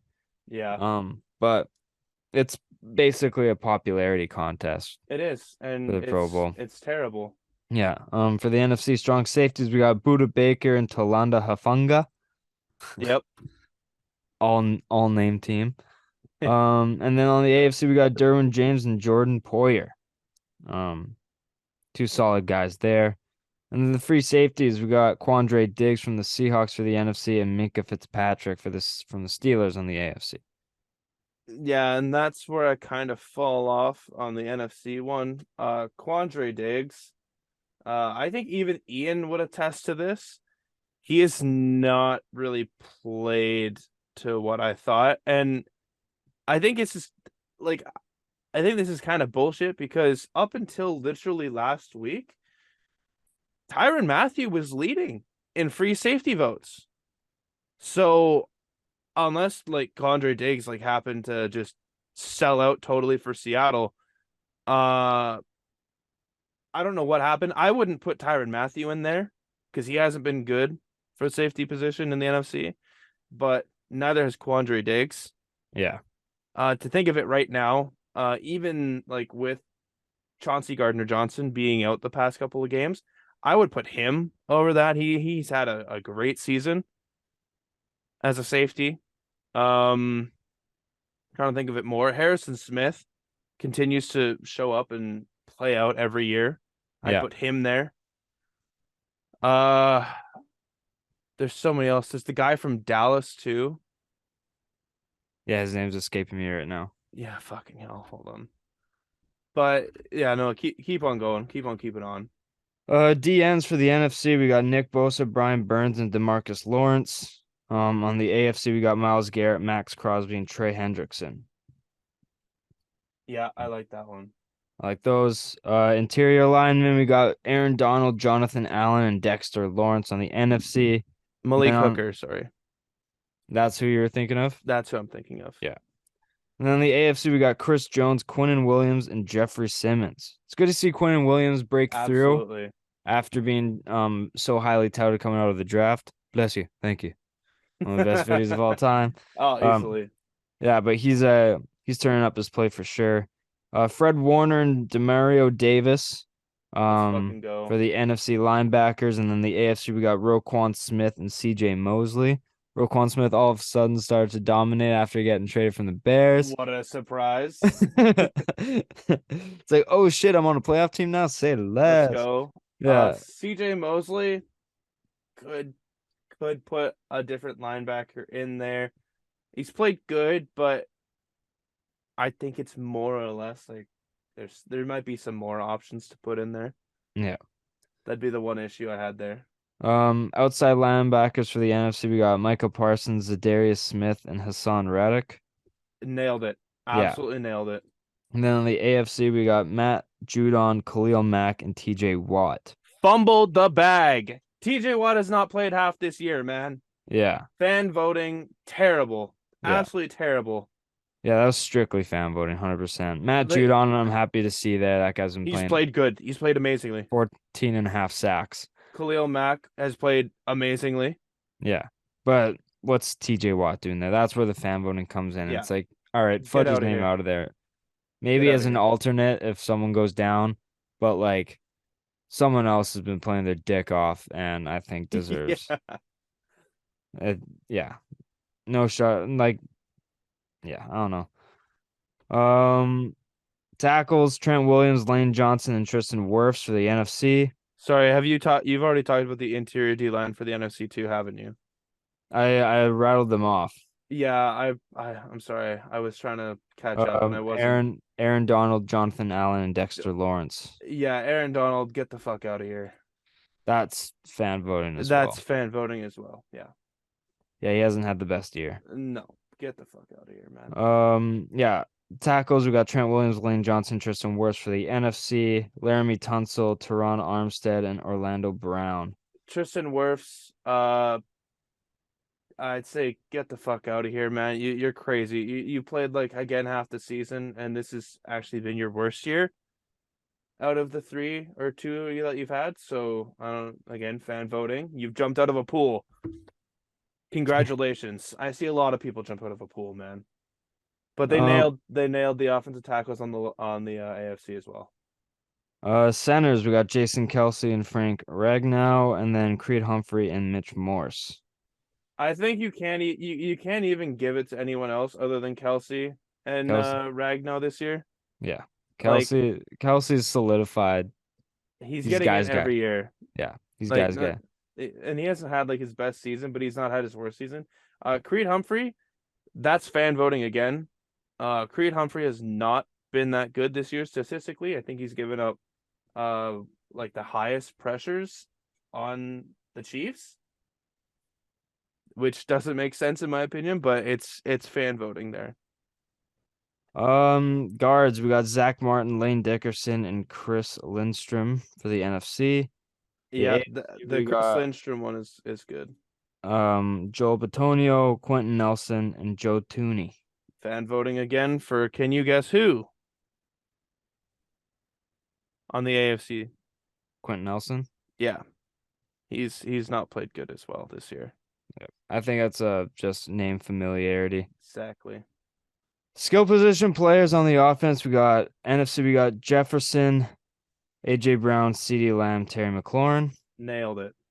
AFC, we got Tyreek Hill, Stephon Diggs, Devontae Adams, Jamar Chase. Nailed it. Tight ends Kittle, Hawkinson, Kelsey, Andrews. Like it's what has that been like the past like 3 years? It's been those six guys. Like, yeah. Yeah. Um, You could maybe make a case for Mark Andrews not to be because there yeah, because because of injury yeah, and fan voting. that's one that I was maybe thinking of. Where's Uh Taysom Hill, baby? He's listed as a tight end in fantasy. For the That'd be AFC fun. though, like I don't know who you'd give it to other than that. Maybe like Njoku because he's Yeah, he's had some nice plays this year. but I think they those guys have been played the most consistent. Yeah, But yeah. Running backs, NFC, we got Barkley, Pollard, and Sanders. Pollard, the RB2 on the depth chart, but making it RB2. over Zeke. Yeah, well, He's you can finally see starting. why. He's finally starting to break through and stuff like that. Like his name's starting to Yeah, pop off a lot more. Barkley Uh, had a good year. yeah, The only one you could arguably say no to is Sanders, but like he's and only that's recency bias. He's been playing good all year, but as he soon as has. he's playing bad when the votes come out, it's like that's recency bias. Like you have to give credit where credit's due, in my Yeah, opinion. AFC, Nick Chubb, Josh Jacobs, Derrick Henry. nailed it. Yeah, no surprise there. Nick Chubb's been consistently one of the best runners in football. And NFC, then Kyle Juszczyk and two Patrick usual Ricard. fullbacks. Yep. Yep, naturally. Quarterbacks. NFC, we got Jalen Hurts, Geno Smith, and Kirk Cousins. It's so sad to see that those are the three quarterbacks, knowing that Tom Brady and Aaron Rodgers are both in this conference. Yeah.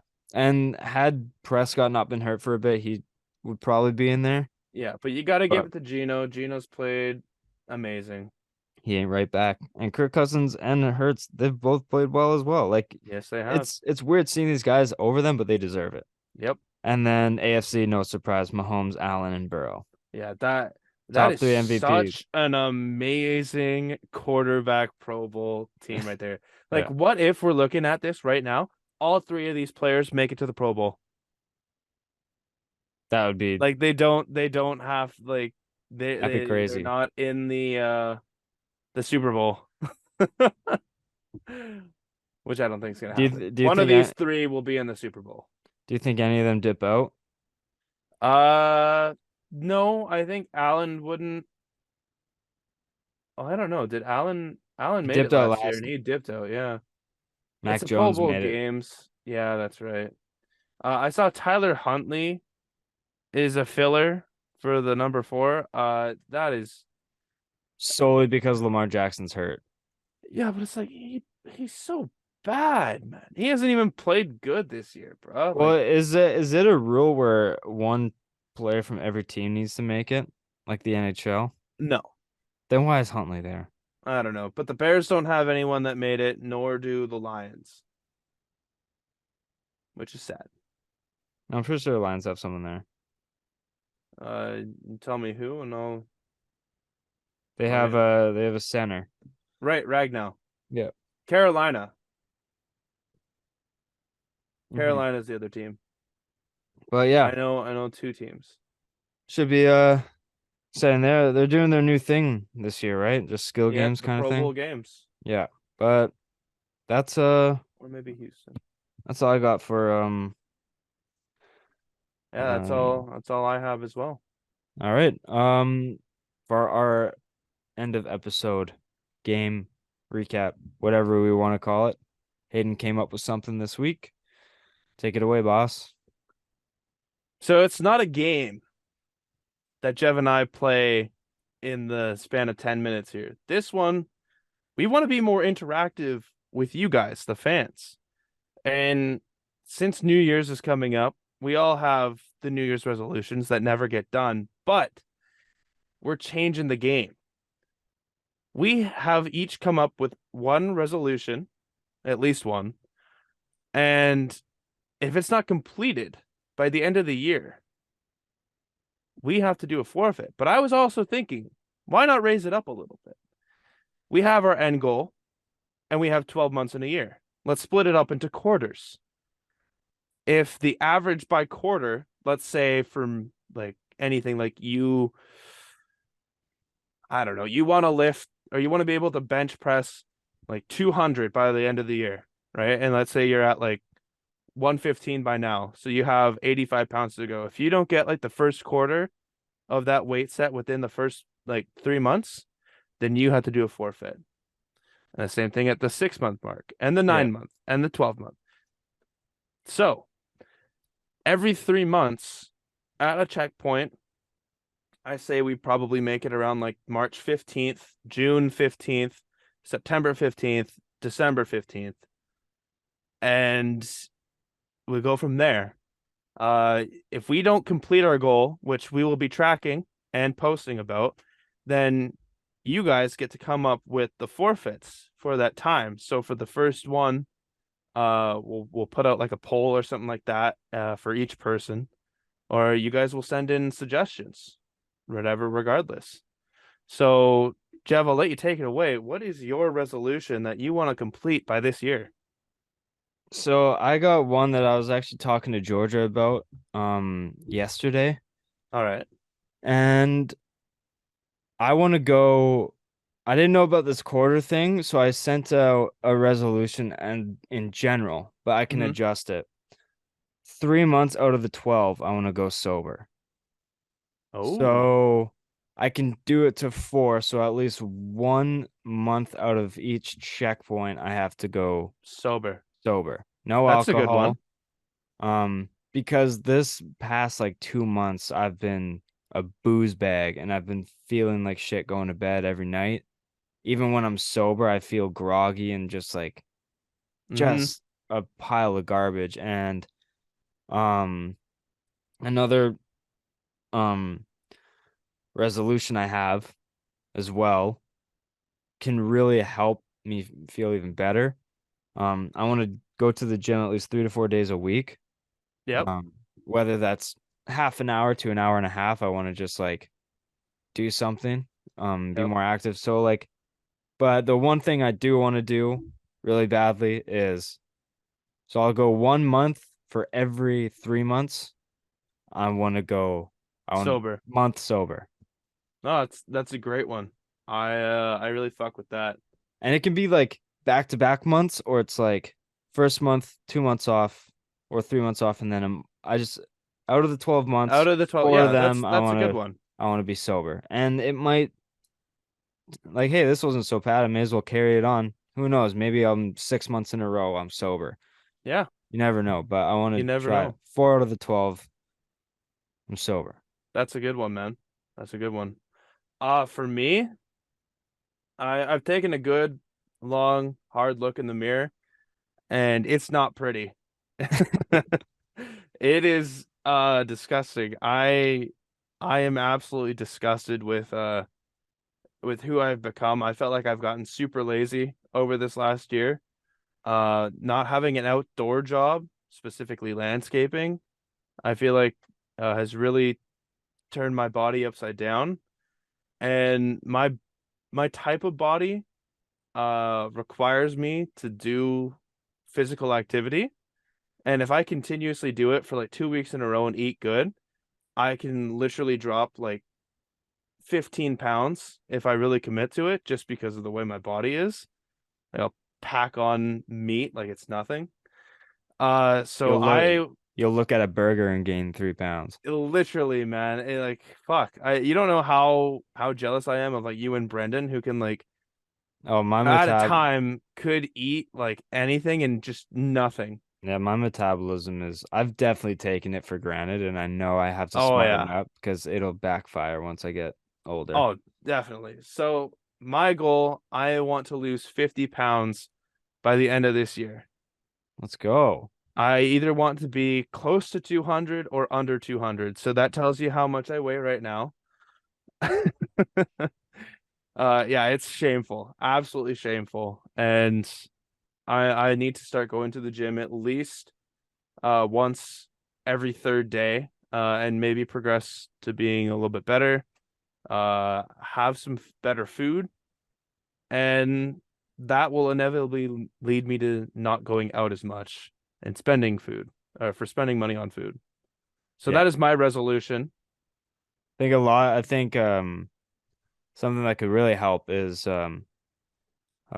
and I've seen it work with a lot of people, is intermittent fasting and meal prepping. I actually fasted when I was first working for LCP. I only ate from 12 to 8, but with my body, like if I break it once, I'm fucked. It's a chain reaction. It just it leads into so much shit, and I can't really like help myself for not late night snacking, because the way I am, I need to intake a lot of carbs, and I think I need to take in, like, if I'm working out and doing stuff, I need to take in about, I think it was like 3,200 carbs a day, Wow. which is fucked. Yeah, but that's how I keep myself healthy, which is absolutely insane. Well, I think you got this locked, Hayden. You're gonna get it, I and hope so. we're gonna crush this. And um, March 15th, like you set the dates every 15th of every third month. We'll give updates on where we're at. Give Mm-hmm. starting points January 1st, Indeed. and yeah, we're gonna rock and roll. We're gonna crush this. But I also have another one, just from personally. I want to find a job for radio because my school is gonna be ending in June, and I want to find a job. So that's a Let's fucking personal go. resolution there as well. But got anything else for the peeps? For Hey, the peeps, I don't have anything else. Um, I hope everyone had an amazing Christmas. New Year's is on the way. New year, new me. 2023 is our year, everybody. You will get that girlfriend, you will get that boyfriend, and you will get laid. and you will have sex for the first time, you fucking virgin. You know who you are. Let's fucking go. Let's go. Where can the people find you, Hayden? At Hayden Barton on Instagram, or at Hayden underscore Barton on Instagram and at Twitter, and at HBart13 on TikTok. You can find me at Jevon.Lefave on Instagram, Jevon on Twitter, at LeftsideHeavy underscore on Instagram, Twitter, and TikTok to find everything for the show. Subscribe to the YouTube, rate and review on everywhere you get your podcasts. It really helps grow. Um, yeah. New Year's resolutions, fucking rights. Kick back and relax. This Friday, Christmas movie trivia with the LaFave family. It was a banger. I kind of had some minor fumblings a part of it. A lot of it was time issues. I got carried away with 30-second limits, but I gave a little bit of time. My first time doing it. I'll be better next time. But it was really fun. And I think you guys are going to really enjoy it. And there's some couple of wild moments. Hayden was also featured on it as well. And he broke the rules where he shouldn't have. So, Oh, I was also told, I'll have everyone know. I was like, oh, what's the answer? I gave the answer when I shouldn't have. And yeah, I was on the phone call for a lot of part of that. You'll know the answer when it comes to it. yeah. So, but it was great entertainment. Um, and it turned out a lot better than what I was expecting. So I hope you guys enjoy that on Friday. Some of the audio levels might be really bad for listeners for headphones and AirPods because my uncle is basically eating the microphone and screaming into it a few times because he doesn't really understand the concept of a microphone. So the audio levels might peak really bad and might be distorted. And I only had one microphone for like per 5 people. So Might it's, be louder than others. yeah. And so you might just have to kind of deal with it, but I'll do my best. And usually sometimes I just slap the intro and outro on the end of our audio tracks but I actually will have to listen through this thing and it's going to be a really tedious edit, but for the people it was really entertaining. So I hope you guys enjoy it. Happy New Year's. Hope you had a great Christmas. Love you all so much. Thank you for listening and we'll see you guys next time. Peace.